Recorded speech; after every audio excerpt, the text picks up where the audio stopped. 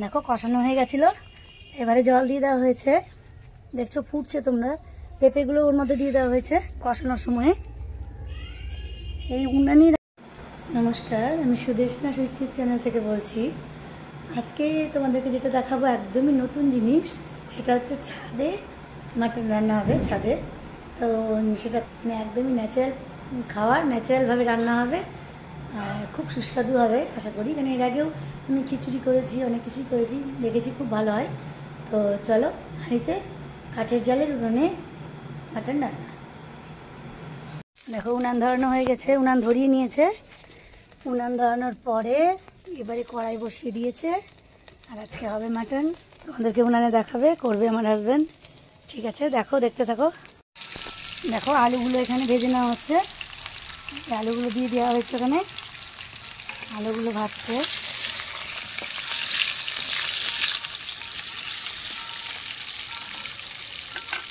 আর এদিকে মাটনটাকে ভালো করে সমস্ত মশলা, জিরে গুঁড়ো, ধনে গুঁড়ো, পেঁয়াজ কুচি, আদা, জিরে, ধনে আর রসুন সমস্ত কিছু ম্যারিনেট করা আছে। সমস্ত বাটা দেখতে পাচ্ছ মিক্সিতে, আর কিছুটা কেটে ম্যারিনেট করা আছে, কিছুটা পেঁয়াজ কুচি করা আছে। ভালো করে ম্যারিনেট করছে এখন। আর ওদিকে আলু ভাজা চলছে আমাদের।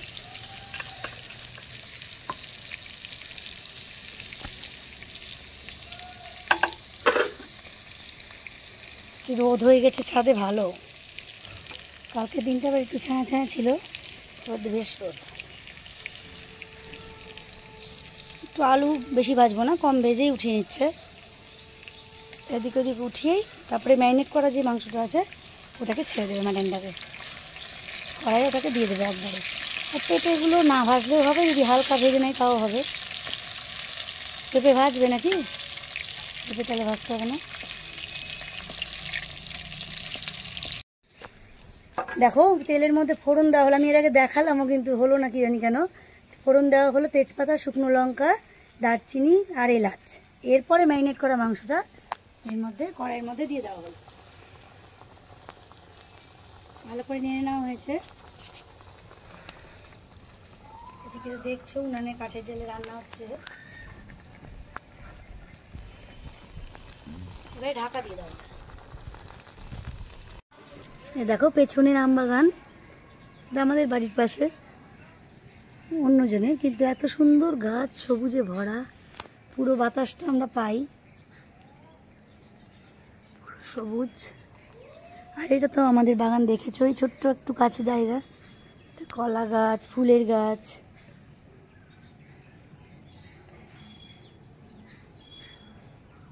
সমস্ত গাছ এদিকে লাগানো আছে। রোদ ঢোকে না বলে সেরকম হয় না কিছু, রোদই পাই না এই বাগানটার মধ্যে, কিন্তু সবুজের অনেক সমারোহ এখানে।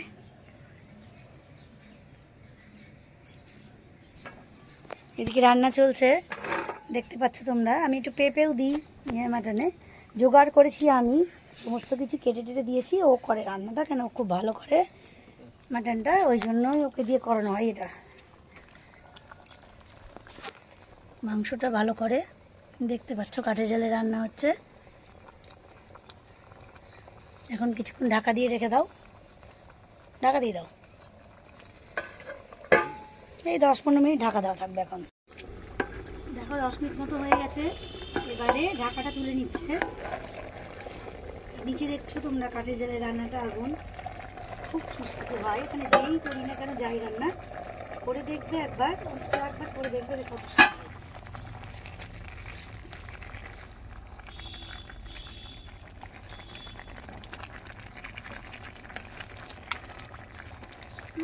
শুধু নেড়ে যেতে হবে, একটুখানি নেড়ে কষে। দেখো কষানো হয়ে গেছিলো, এবারে জল দিয়ে দেওয়া হয়েছে। দেখছো ফুটছে তোমরা, পেঁপেগুলো ওর মধ্যে দিয়ে দেওয়া হয়েছে কষানোর সময়ে। এই উনানির একটাই এটা সমস্যা, আমরা তো পারি না ভালো ওই নিচে জ্বালানোটাই, আমি তো পারি না, ও পারে জ্বালাতে। দেখো দেখো এই যে আঁচ জ্বলছে, এবার সেদ্ধ হয়ে গেছে ভালো রকম, তোমরা দেখতে পাচ্ছ। একটু আর ফুটবে, একটু ফুটার পরে এটাকে নামিয়ে দেবো। কড়াই লোহার রান্নার মাটির উনুনের স্বাদই আলাদা হয়, তোমাদেরকে এর আগেও বলেছি, খুব সুন্দর টেস্ট হয়। উঠে যাচ্ছে।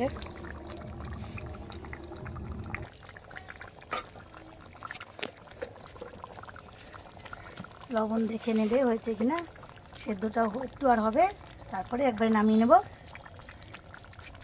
রেডি আমাদের উনানে মাটন রান্না। না কি বলো, হয়ে গেছে নাকি? হ্যাঁ একদম, এটা অন্যরকম স্বাদ, এটা অলমোস্ট মানে খুব দারুণ স্বাদ এটা। আর একটু ফুটে উঠলেই ব্যাপারটা নামিয়ে দেওয়া যাবে। এর কাঠের স্বাদ আর গন্ধ পুরোটাই আলাদা। খুবই ভালো লাগে। এর আগের দিন খিচুড়িটা এত সুন্দর টেস্ট হয়েছে, শুধু তাই না, খাবারটাও হজম হয় খুব সুন্দর। মাটির পাত্রে করলেও সেটাও খুব ভালো হয়। আর এটা লোহার কড়াই, এটা লোহার কড়াই হচ্ছে, ব্ল্যাকিশ ভাব চলে আসে, খুব সুন্দর, যেটা টেক্সচারটা খুব ভালো লাগে। দেখতে পাচ্ছ এরকম রেডি হয়ে গেছে। করে খাবে।